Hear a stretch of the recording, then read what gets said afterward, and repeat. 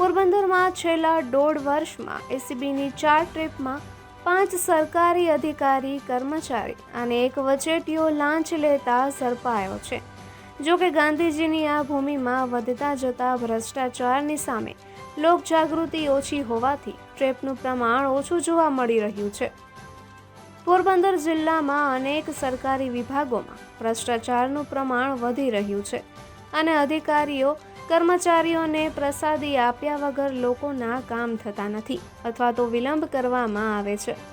ઘણી વખત નૈવેદ્ય ધરાવ્યા વગરની ફાઇલો મહિનાઓ સુધી એક જ ટેબલે પડી રહે છે અને આગળ વધતી નથી. આથી ન છૂટકે લોકોએ પોતાના કામ કરાવવા લાંચ આપવી પડે છે, પરંતુ લાંચિયા અધિકારીઓ કે કર્મચારીઓને એસીબીની હાથે પકડાવી દેવા મામલે હજુ લોકોમાં જાગૃતિ આવી નથી તેવું છેલ્લા 1.5 વર્ષના રેકોર્ડ પરથી લાગી રહ્યું છે.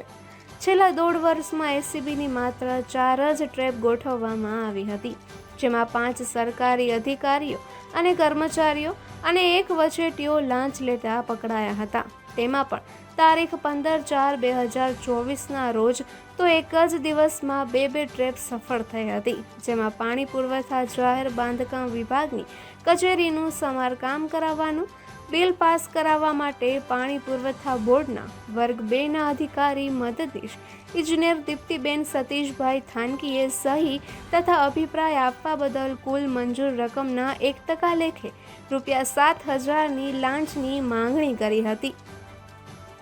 આથી એસીબીએ લાંચનું છટકું ગોઠવ્યું હતું, જે છટકા દરમિયાન દીપ્તિ, રોજમદાર મસરી અને અન્ય રોજમદાર દીપક સોલંકીએ લાંચની માગણી કરી હતી. મસરી અને દીપ્તિની હાજરીમાં તેના વતી દીપક તેની જ ઓફિસમાં ₹7,000ની લાંચ લેતા ઝડપાઈ ગયો હતો. એ જ દિવસે આરટીઓ કચેરીમાં સહાયક મોટર વાહન નિરીક્ષક તરીકે ફરજ બજાવતા સામંત ખીમાભાઈ કોડિયાતર પીયુસી સેન્ટર ચલાવનાર પાસે ₹5,000ની રકમ લેતા ઝડપાયો હતો, જેમાં ફરિયાદીએ પોતાના ગ્રાહકોના વાહનોના રીપાસિંગના ભરેલ ફોર્મની અપોઇન્ટમેન્ટના આધારે જુદા જુદા 12 વાહનોના ફિટનેસ સર્ટી મેળવવા માટે કેમ્પમાં વાહનો તથા વાહનોના માલિક સાથે જતા સામતે વાહનો રીપાસિંગ કરી સર્ટી આપવાના વ્યવહાર પેટે ₹15,700ની લાંચની માંગણી કરી હતી.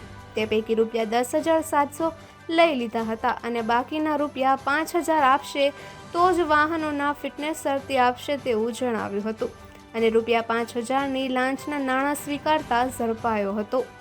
ત્યારબાદ ગત તારીખ 30/7/2025ના રોજ ગુજરાત પ્રદૂષણ નિયંત્રણ બોર્ડનો નાયબ પર્યાવરણ ઇજનેર વર્ગ 2 રાજેશ વિઠ્ઠલ ચૌહાણે કુતિયાણાની સુદામા ડેરીના પ્લાન્ટમાં કોઈપણ પ્રકારની ખામી ન કાઢવા માટે દર મહિને ₹25,000 લાંચ પેટે આપવા પડશે, અન્યથા ગમે તે પ્રકારની ખામીઓ કાઢીને પ્લાન્ટને બંધ કરાવી દેવાની ધમકી પણ આપી હતી અને ₹25,000 લેખે 5 મહિનાના ₹2,50,000ની લાંચની માંગણી કરી હતી.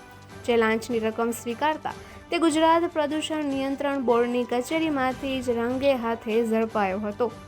ત્યારબાદ તાજેતરમાં જ તારીખ 29/11ના રોજ ખાડવાવારના ભાટિયા બજારમાં રહેતા દિનેશ પ્રેમજી સલેટ નામના શખ્સે બોટનું કોલ રજિસ્ટ્રેશન કરાવી આપવા માટે ફિશરીઝ વિભાગના અધિકારીને પૈસા આપવા પડશે તેવું જણાવી માછીમાર પાસેથી ₹16,500ની લાંચની માંગણી કરી હતી અને જૂના કોર્ટના કમ્પાઉન્ડમાં આવેલ મદદનીશ મત્સ્ય ઉદ્યોગ નિયામકની કચેરી બહાર જ દિનેશ લાંચની ₹10,000ની રકમ લેતા રંગે હાથે ઝડપાયો હતો. આમ જિલ્લામાં સરકારી કચેરીઓમાં વધતા જતા ભ્રષ્ટાચાર સામે અમુક જ જાગૃત નાગરિકો અવાજ ઉઠાવી આવા ભ્રષ્ટાચારીઓને તાબે ન થઈને એસીબીને જાણ કરી આવા લોકોને ખુલ્લા પાડી રહ્યા છે. જિલ્લામાં ક્યાંય પણ કોઈ સરકારી અધિકારી કે કર્મચારી લાંચ માંગે તો તુરંત ટોલ ફ્રી નંબર 1064 ડાયલ કરી આવા લાંચિયા તત્વોને પકડાવી શકાય તેમ છે. જરૂર છે માત્ર જનજાગૃતિની અને થોડી હિંમતની. નિપુલ પોપટ, પોરબંદર ટાઈમ્સ.